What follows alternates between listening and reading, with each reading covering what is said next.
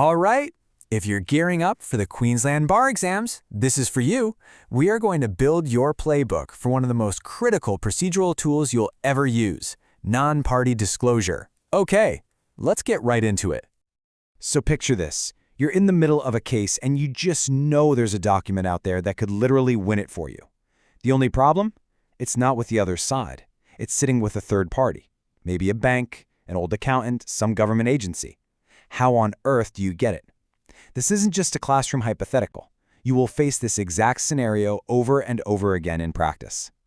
So here's our game plan. We're going to walk through the whole journey step by step using the Uniform Civil Procedure Rules as our map. We'll cover everything from getting the notice out the door to dealing with objections and finally getting those documents in your hand. We're focusing specifically on Rules 244 through to 249. Think of this as your strategic playbook.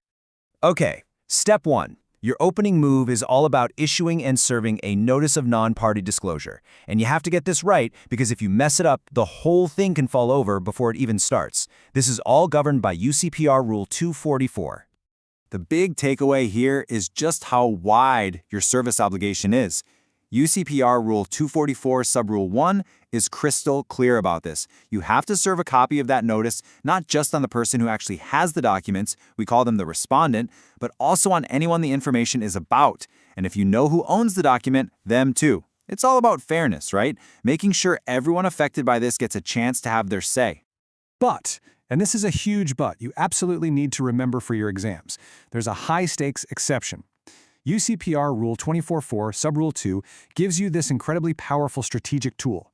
If your solicitor has a solid, reasonable belief that serving a certain person might tip them off and cause them to, shred documents or cook the books, then you don't serve them. Instead, your solicitor signs a certificate explaining why. It's a massive exception designed to stop dishonest people from defeating the course of justice. So, you've served your notice perfectly, you're feeling good, but don't expect everyone to just roll over and give you what you want. The non-party or anyone else you served can absolutely fight back. This is their defensive play, and it's all governed by UCPR Rule 245. And the clock starts ticking immediately. Under UCPR Rule 245, specifically Subrules 1 and 3, anyone you served has just 7 days. That's it, to get a written objection back to you. And it can't just be a grumpy letter. It has to clearly lay out the specific legal reasons why they're objecting. It's a very formal process with a very tight deadline. So what can they object to? Well, UCPR Rule 245 Subrule 4 gives us the main list. You've got the usual suspects, right? Things like relevance or privilege. But pay close attention to the really practical ones, like the expense and inconvenience it would cause the non-party. For someone who's not even in the lawsuit, that can be a really powerful argument. And it's so important to remember this list isn't exhaustive. There can be other reasons too. This quote is pure gold. Justice McKenzie in CSR v. Casseron is basically giving you the secret sauce for drafting a bulletproof notice. He's saying don't just vaguely ask for documents relating to something. That's lazy. Be specific. Describe the documents by their content and explain how that content is relevant. Precision is your best friend here. Okay, major exam tip. Burn this into your brain. The standard here, which comes from Rule 242-1A, is direct relevance. Not just kind of sort of relevant. It has to be directly relevant to an actual issue in the pleadings. As the courts have said time and time again, if your notice looks like you're just casting a giant net to see what you can catch, a fishing expedition, it's an abusive process and it will get thrown out.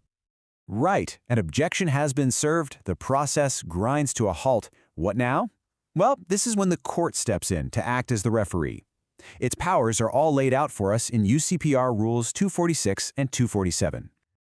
This is such a simple rule, but it's so powerful. UCPR Rule 246. It says that the moment a valid objection is served, your notice is automatically stayed. It's paused.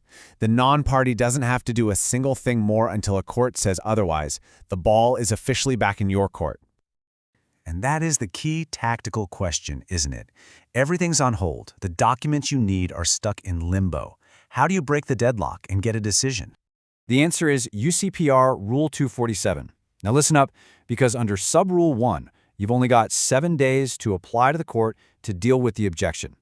At the hearing, the court's powers under Subrule 2 are really broad. It can side with you and lift the stay, it can meet you in the middle and vary the notice, or it can side with the objector and just set your notice aside completely. Now here's a really unique part of this whole process you need to know, the costs rule. In almost every other part of litigation, the loser pays the winner's costs, right? Well, UCPR Rule 247, Sub-Rule 3, throws that idea right out the window. The default position here is that everyone pays their own way, no matter who wins the argument. So why have this weird rule? Well, as courts have explained, it's all about protecting the non-party. Think about it. These are people who've been dragged into a legal fight that has nothing to do with them. The rule makes sure they don't get scared off from making a perfectly good objection just because they're worried about getting hit with a massive legal bill if they lose. It's a fairness mechanism. So let's imagine you've won the argument. The court has lifted the stay, your notice is back on. Now we get to the final stage, actually getting the documents and sorting out the bill. And this is all covered by UCPR Rules 24.8 and 24.9. Once that stay is lifted, UCPR Rule 248, Sub-Rule 1 kicks in. It forces the respondent to produce the documents so you can inspect them, usually at their office during business hours. Then, under Sub-Rule 3, you get the right to copy anything they produce. This is the moment you've been waiting for, when you finally get your hands on that crucial piece of evidence. But it's not free. UCPR Rule 249 makes it absolutely clear.